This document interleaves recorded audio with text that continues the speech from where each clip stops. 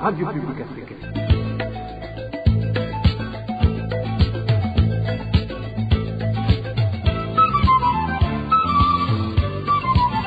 Radio Publique Africaine.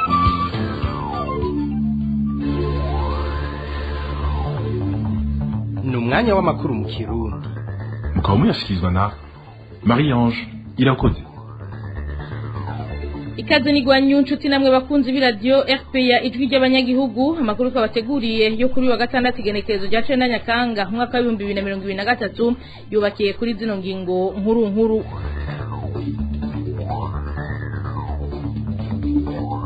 Ubukene bw'amazi meza muri quartier Gatunguru buraraje ishinga abanyagihugu bo muri ako gace, aho bavuga ko kubera amikoro make bidakunda ko baza baraja kuyagura, bifashisha amazi yo mu binogo, ayo nayo kaba arimwe imyanda myinshi ibituma ashobora kuzobatera indwara zituruka ku isuku rike. Umuhari ligiteka uratewe umutima uhagaze niho nyangwa ry'amasezerano ya Arusha bibandanya gukorwa na leta ya Gitega. Ansher niko yagize aramutswa uyo muhari, avuga ko nibisata bimwe bihabwa abatabifitiye ubumenyi kubera ko ari abanywanyi b'umugambwe uri ku butegetsi, bakaba bari no mu bwoko bw'abahutu. Turabafitiye n'ikiganiro ku isoko mwaba mukurikira ku misi yose ya gatandatu mu gice ca kabiri kigize ano makuru. Uyu munsi tukaza kugaruka ku ngingo iheruka gufatwa n'ibihugu bigize umuryango wa Afrika y'ubuseruko yo kongera ikiringo inteko z'uwo muryango zagiye kugarukana amahoro mu gihugu c'intwaro rusangi ya Kongo. Aya n'ayandi ni mukanye sase sangwe ikaze mwidonido.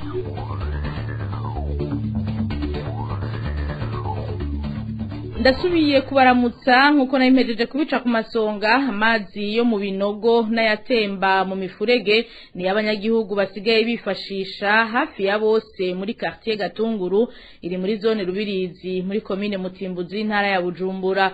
Kubafise uburyo baraheza bakayagura amahera kubaja kuyarondera ku makinga ahabonetse, abo nabo ngo bakoresha amahera y'umurengera ku kwezi. Ido nido na Elvis niyo mwongere. Amafaranga arenga 90 niyo bitwa ko bishoboye bakoresha ukwezi kugira baronka amazi meza muri quartier Gatunguru, mu gihe benshi mu banyagihugu arabadashobora kuyaronka baca bikora ku mazi atega mu binogo canke mu mifurege, akaba ariyo bakoresha haba mu koza amasahani, kumesa n'ibindi. Uyu munyagihugu waho avuga ko kuronka amazi meza mu Gatunguru arakayobera abahinga. Sanga kana amazi dufise hari ubukene bw'amazi burenze cyane rwose birenze. Nk'uyu mwisho ndetse amazi 96,000 n'ubu bukene buhari. Urumva babeshe ngo aduhaye hydrolique urabona amazi ntazi, kandi no mu sitasi n'amana zaho ugenda kuvomera ngo arayarondera akayabura, arondera ahantu kure cyane. Akare cyane hariho abandi badashoboye kugura amazi bakoresha amazi yo mu binogo. Bitewe n'ico kibazo c'ikena ry'amazi rero, abanyagihugu bemeza ko umwanya n'umwanya ikiza ca korera bazoba bareha kubera isuku rike rirangwa mu mazi bakoresha, ibituma mbere benshi batekewe n'ubwoba. Ubwoba nta muntu yobura kubera ko iwacu nta korera kuri ndumva, ndumva ko irafata. Gusa turabitinya kubera atamazi dufise. Amazi ni ikibazo cane rwose. Twari twumvise ngo Rigide igomba iduha amazi, ariko twararindiriye amaso yarereye mu kirere. N'ubu tuguma dusaba yuko boduha. Urumva nta muntu yobura ubwoba, urumva ko ingwara umwanya n'umwanya dutwara. Ivyo rero biruko mu gihe zone Gihosha itari kure ya quartier Gatunguru iri muri zimwe mu bushikiranganje bw'amagara y'abantu no kurwanya sida buheruka kumenyesha ko zatewe n'ikiza ca korera. Isoko ryacu muri quartier Gatunguru bimenyesha ko haheze umwaka urenga batakambira indongozi bazimenyesha ico kibazo c'amazi, baherukira guhabwa imihango itigera ishigwa mu ngiro. Uruganda rwa Europea niturashobora kuronka igisata kijejwe kumenyesha amakuru muri Regidezo kugira bagira ico bavuze kuri ico kibazo c'amazi meza mu Gatunguru. Elvis niyo mwungere urakenuye. Mu ntara ya Bururi naho haraheze indwi zirenga zibiri hagace ko mu bumanuko bwa commune Vyanda atamuriro karangwamwo, vyaturutse ku muriro wa Nyakanga wahitanye ibiti bitwara umuyaga nkuba vyahiye bikanahenuka. Ivyo bikaba vyateye agahombo kanini abanyagihugu. iyi nkuru twateguriwe na Eric Niyonzima. Komine Vyandiri mu ntara ya Bururi amaze iminsi ibonekeza imiriro ya Nyakanga, iyo miriro itanu bitari bike uretse amashamba, iyo miriro n'inyubako rusange zirasigara. Akarorero ni biti vy'ishiramwe Regideso bitwara umuyaga nkuba vyahiye. Muri kino gihe akaba atamuyaga nkuba bafise mu gace ka Vyanda yo mu manuko ihana rubibe na zone Kigwena yo mu ntara ya Rumonge. Matara madide komese karaboneka ibiri na bikaganza matara ayariho nta murebyi nkiyo ncakara yihishijana abanyagihugu umuntu afite ikiro n'ijana mugabo ugiye kuyitoroho tuyani itanu nane gihugu bazamaze kumenyera gukoresha amatara mu nzu zabo no mu mabutiki urumva ko nakagahomba. Ubwo bukene bw'umuyaga nkuba rero buzingamitse ibikorwa bimwe bimwe vy'abanyagihugu uretse ko vyahungabanije itumatumanako n'indi mirimo usaba umuyaga nkuba yaragaze. Amatara yakoreshwa birenge amaze iminsi nk'atari humva ni igitoro kandi n'ubwo kiba ku mantene cyangwa kw'iradiyo bikavamo ko niba ushaka kubona amarezo y'amatelefone ntibibe bifata uko bikwiye. Abanyagihugu muri komine Vyanda basaba ko ivyo biti vy'itsinga z'umuyaga nkuba bisubirizwa mu maguru masha kugira babashe kubandanya baronka uburyo bwo kwiyungunganya. Duhamagaye kuri telefone Shimirimana Alex Mustaneri wa komine Vyanda yatumenyesheje ko atararonka icegeranyo kijanye n'ico kibazo. Eric Niyonzima tugukengurukire tukivuga ibijanye n'umuyaga nkuba tuve mu ntara ya Bururi dusimbire mu buraruko bw'igihugu. Abanyagihugu bo mu ntara ya Ngozi bifuza kuronswa amatara n'ishirahamwe Regideso batunga gatoke abarongoye igisata cyo gukwiragiza amatara mu karere k'uburengero ko babiba mu kubarihisha insinga ariko ntizigere ziboneka. Abo banyagihugu bavuga ko hambavu yo kuriha amafaranga bategetswe n'abarongoye iryo shirahamwe muri ako karere kugira baronka ayo matara bategerezwa gutanga igiturire ku mukuru w'iryo shirahamwe bagatako bakirihira n'umuhinga abaha amatara. Ni inkuru ya Emile Nibasumba.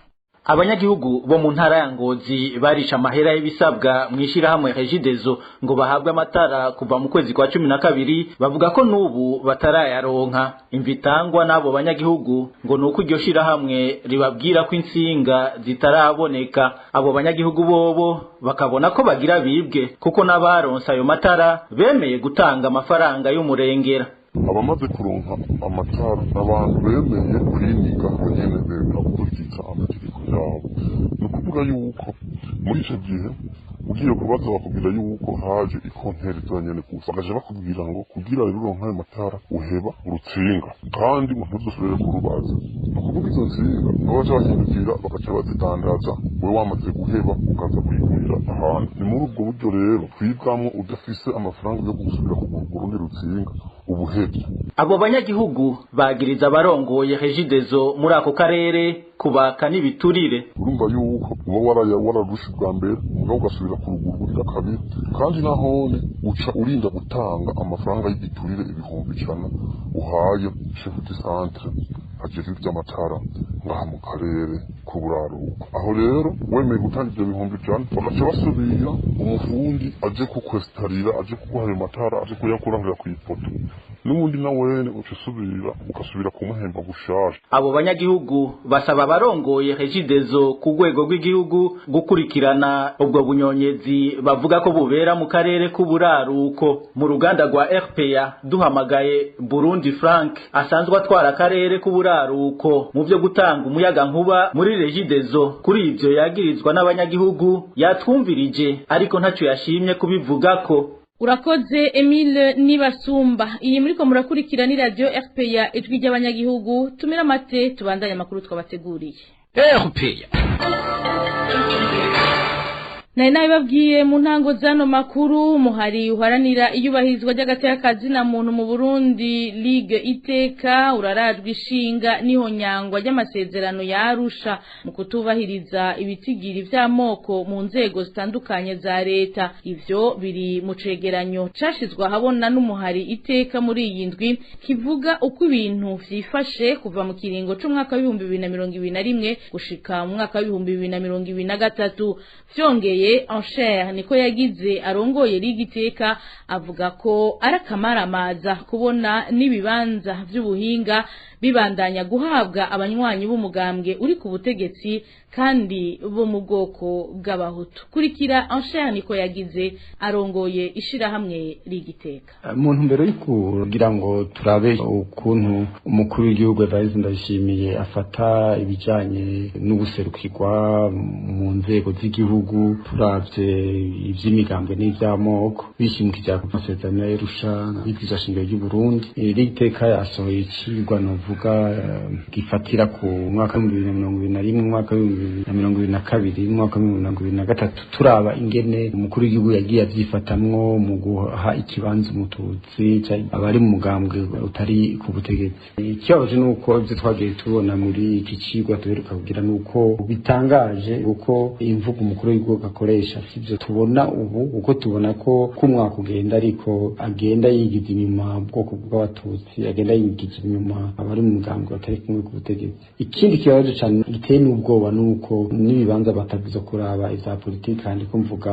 nk'abaganga batwara amavuriro, abatwara ivy'uburimyi n'ubworozi, vyose utusanga umengo utari umuhutu naho nyine umuhutu ari mu mugambi w'ubutegetsi umengo ntibishoboye. Ico rero twebwe muri Gitega tukabona ko ari ugukinisha amagara y'abarundi, ko ari ukutamenya ko ibibanza bitari bikwiriye ko baraba ngo nakava muri iki nakava muri iki. Agronomi kominale ntabwiza ko bava mu mugambi ugira yigishe abarundi kurima neza, gutwara ishuri nk'ibisaba ko uri umuhutu cyari mu mugambi n'uyu kugira ngo bikore neza. Tugira tuti hariho ivyo bogiye baratandukanya, hama umukuru w'igihugu ndetse mbere ava mu mugambi CNDD FDD uhari kubera amategeko nuvuga amasezerano y'ubumwe bw'abarundi, amasezerano yarusha. Tugira tuti rero utegetse Ndayishimiye bari kwiye kwikubita agashi, ahubwo bukuzuriza bose ukareka iyo ngendo y'ukwigiza inyuma badasanga ivyungiro cyangwa abo badasanga ubwoko. Ajya amasezerano yaje kugira ngo afashe kunywanisha abarundi. Rero abo biratangaje umukuru w'igihugu avuga amajambo yo kunywanisha, mugabo mu bikorwa uravye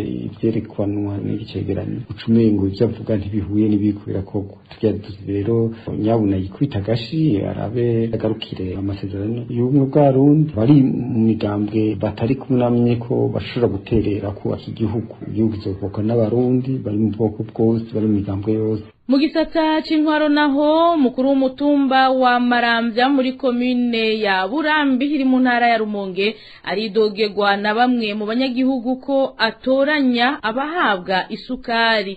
Abo banyagihugu bamenyesha ko mu gihe haba hariko harakogwa intonde z'abaronswe isukari zirungikwa muri komine, uwo mutegetsi ngo yandika uwashatse abandi akababwira ko yahejeje kwandika intonde. Eloge Diveremesha mwidoni. Bamwe mu banyagihugu bo ku mutumba wa Maramvya bavuga ko iyandikwa ry'abanyagihugu bakeneye isukari ritabamwe umuco. Abo banyagihugu bamenyesha ko iyo bagiye kwiyandikisha ku ntonde z'abakeneye isukari, ku mukuru w'umutumba niyo mwungere Jean Claude atemera kubandika. Tuzi yuko bayitanga ku kimenyane, kuko ntitwigera tumenya igihe isukari yagenewe umutumba wa Maramvya izira. Ujomba ngo narahejeje kwandika. Sinzi yuko mwikomine babwira bati wewe n'ubihore wandike bakeyi hanyuma isukari kisigara, kuko ngaha muri Maramvya badugana ibiro bihuranye n'abantu biyandikishije kandi nturenze kilo kimwe. Inyishu bahabwa niyo ndongozi, bamwe muri abo banyagihugu bamenyesha ko ibasigira ibibazo bituma bakeka ko hoba hari amanyanga akogwa. Kwita turabivuga hakiri kare kugira ngo isukari yatugenewe tuyironke. Twumva yuko kumbure hoba hariho ikindi kintu kinyegeze inyuma y'ibyo yandikwa. Twasaba rero bibe bica mu muco twese tubimenye, kuko na nyine babimumenyesha. FPR yarondeye niyo mwungere Jean Claude kugira twumve ico avuga ku byo yidogerwa ko n'abarongoye. Yatwishuye ko abanyagihugu babivuga bamubeshera. Tubajije bamwe mu ndongozi za komine ya Burambi nabo batumenyesheje ko ayo makuru atayo bari bwamenye, ko bagiye kubitoza mu banyagihugu kugira ngo isukari iboneke ishobore kuronwa na bose atankunzi. Eloge Diveremesha dusimbire mu ntara ya Makamba aho abigisha bo muri komine Nyanzarake biyamiriza amanyanga ariko arakogwa mu gikorwa cyo gutanga akazi kubigisha bashasha. Bavuga ko uwabaye uwanyuma mu kibazo ari we yahawe akazi afise amanota 19% mu gihe hari n'abafise ayarenga 50% batakaronse. Basaba umushikiranganje w'indero gukosora ubwo busuma kuneza y'abaregwa n'iy'igihugu muri rusange. Kurikira umwe muri abo bigisha bo muri komine Nyanzarake yaganiriye na RPA.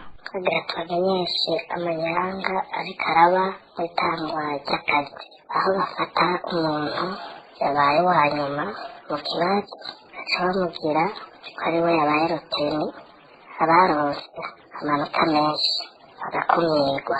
Ndabira nawe umuntu yaronse amanota 19% n'uwaronse amanota arenga 50%, uwaronse amanota arenga 50% agakumirwa, uwaronse amanota 19% akaba yoronka akazi. Ku data wanje harimo ibya benevora, mbega iyo benevora y'abantu badaciye ubwenge ni nyabaki? Mbega iyo benevora yoyo itangwa nande? Kuri amanyanga aboneka abantu bagenda bagasinyirwa kubera basanga ibintu na diregiteri, bagasinyirwa kubera akora iki mu mugambwe, ari iki imbonerakure, bagaca bamusinyira iyo benevora. Data wanje hageze mu gukora ikibazo ntagire icyo yandika. None ubu bariko barashyira imbere abigisha bafite ubumenyi bukwiye, bariko barashyira imbere neza y'umwana nk'akarore muri Seyanyagarake. Ibi niho biriko biragaragara cyane, kandi noneho amatwi asubira ni mu gihugu cyose, aho abaronse amanota menshi atari mu baronse akazi bahaye akazi abaronse amanota makeyi cyane. Tugasaba yuko umushikiranganji yosubiramo iyo ngingo yafashe, kuko iteye kubiri n'ineza y'umwana, kuko ishyira imbere ubumenyi bw'umwigisha. Nimba bari batanze ikibazo, ubitoye niwe yategerezwa kuronka akazi, kuko biragaragara neza yuko n'abigisha ubumenyi budakwiye neza. Amafaranga afite akamaro kanini mu bijanye n'urudandazwa, ibifasha abantu kwiyungunganya bakava mu bukene. Mu gihe rero ayo mafaranga abuze, ivyo bisubiza inyuma ubutunzi mu gihugu, ubukene bukiyongera. Bishikirizwa n'urongo ishirahamwe Parsem. Kuri ico kibazo c'ubukene bw'amafaranga mu mabanki, Faustin Ndikumana avuga ko ibanki y'igihugu BRB yategerezwa gusuzuma neza amafaranga yose ari mu gihugu imbere y'uko leta ifata ingingo yo guhindura amwe mu manoti akoreshwa kugira isohore amanoti akwiriye. Kurikira Faustin Ndikumana arongoye ishirahamwe Parsem. Mu bisanzwe izi noti z'amafaranga zikoreshwa mu kugura ibintu canke mu kugurisha, zifite akamaro kandi mu bijanye n'ubutunzi, nico bita monnaie fiduciaire. Bwa mbere ho zifasha ko ibidandaza bihanahanwa, umuntu akagura ivyo yifuza vyoroshe. Ugira kabiri bituma dushobora kumenya ikintu gisumvya agaciro ikindi. Ugira gatatu bituma umuntu ashobora kubika ubutunzi bwiwe, abo ufise amafaranga bari ubutunzi bukomeye ko bushobora kumuha icyo yifuza cyose.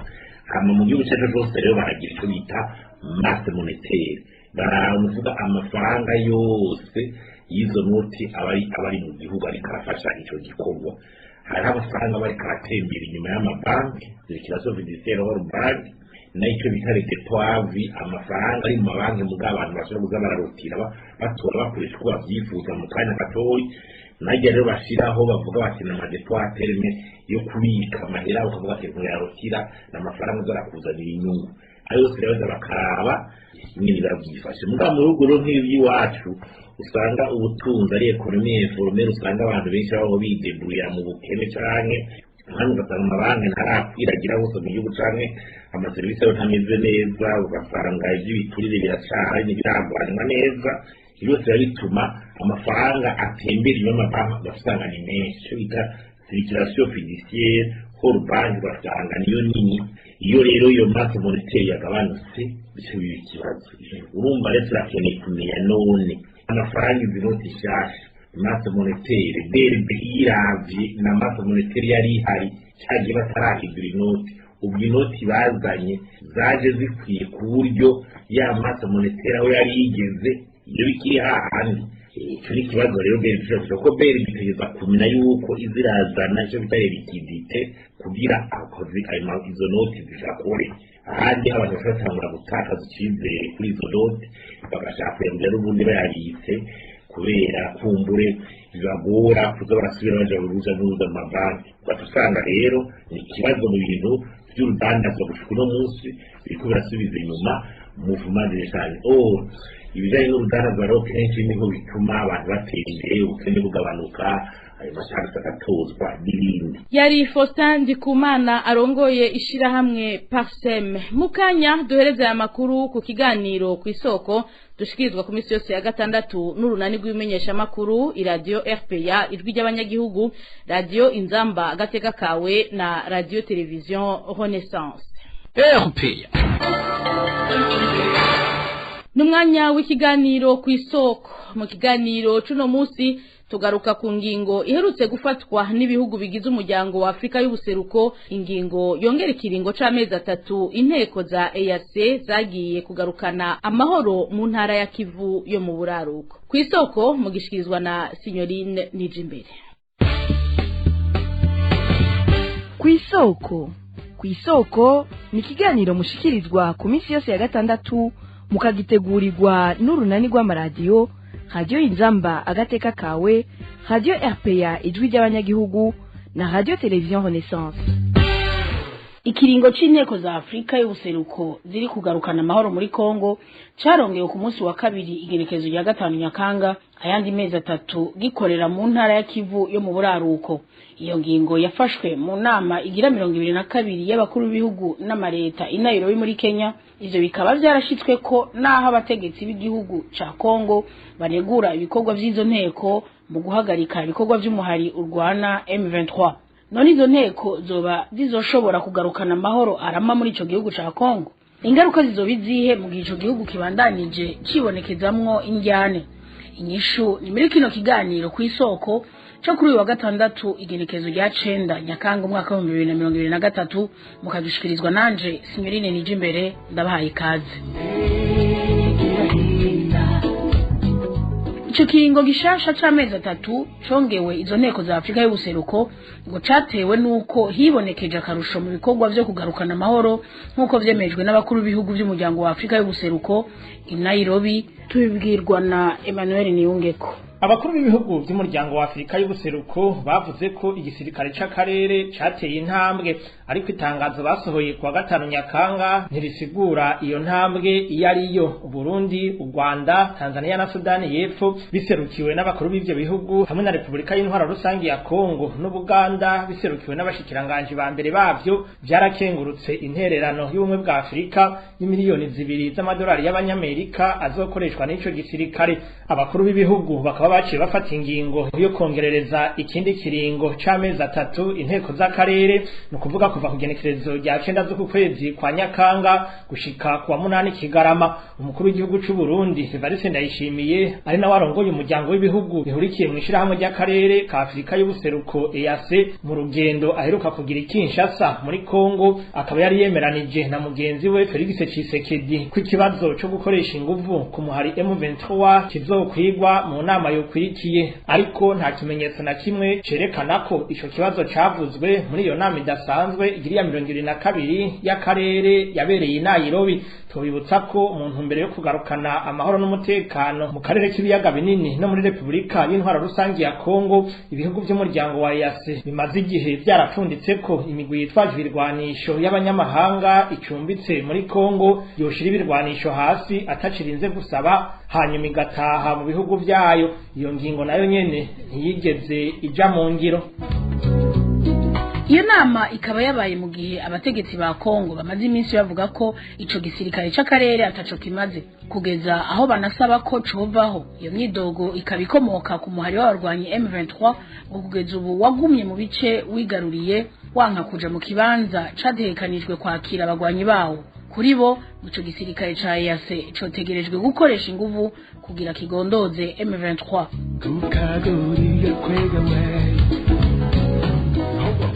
Kubw'umunye politiki akaba narongoye urunani rw'abatavuga rumwe na leta Sefo Hahusha Frederic Bamvuga Inyumvira, kongera ikiringo izo nteko z'akarere mu ntara ya Kivu y'uburaruko ngo nta kintu kinini bizohindura ku bibazo bihanze ico gihugu ca Kongo.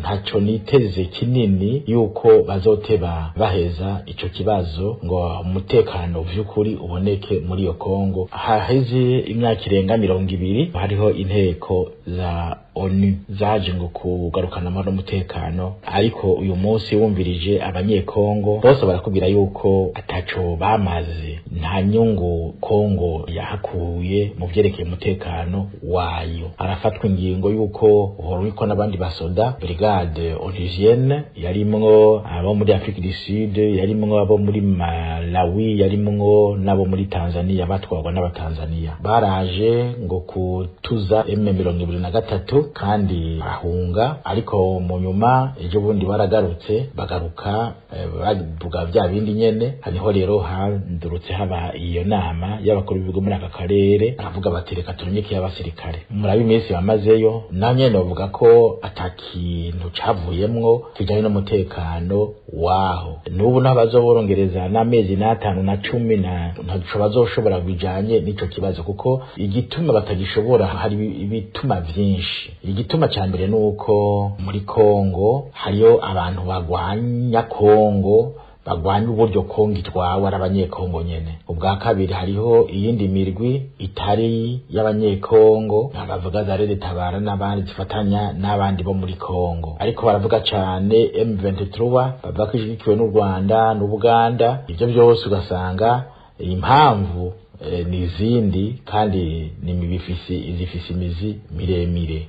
Frederic bamvuga inyumvira abona ko hamwe izo njyane zitoronka umuturama n'ibihugu bibanye bitazoronka amahoro arama. Harakwiyo nama rukokoma mpuzamakungu, harimwo abarundi, harimwo abanyarwanda, harimwo abakongomani, harimwo East African, harimwo abaserukira ubumwe bwa Afrika, harimwo abaserukira ubumwe bwa Buraya, ni washaka na Amerika kuko nayiriyo. Hanyuma tukiga umutekano wa Kongo, tukiga neza ikibazo kukindi. Agacaza ikibazo cyuko Kongo ari ya gatatu mwisi kugira ubutaka butunze, kandi ubwo butaka butunze aribwo ariko buratungisha isi mu buhinga bwa none. Umva rero hako Kongo iguma kurya abo barimo barakuramwe ibyo bintu, bifuza ko Kongo yoguma iri mu ntambara itakomeye kugira ngo abantu baze bari ibyo bintu uko nyene. Muje kwiyumvira ko igihugu ca Kongo bizogorana ko kironka amahoro arama hatabaye kwigira hamwe n'impande zose ibibazo bijanye na politike, ubutunzi, imibano na kahise bisanzwe bicugarije. Ni na hano duce dusozerera ikiganiro kw'isoko, mwariko mugishikirizwa nanje Sinyoni Njimbere. Ndabahisango ku munsi wa gatandatu uza naho ubutaha. Cyari ikiganiro kw'isoko.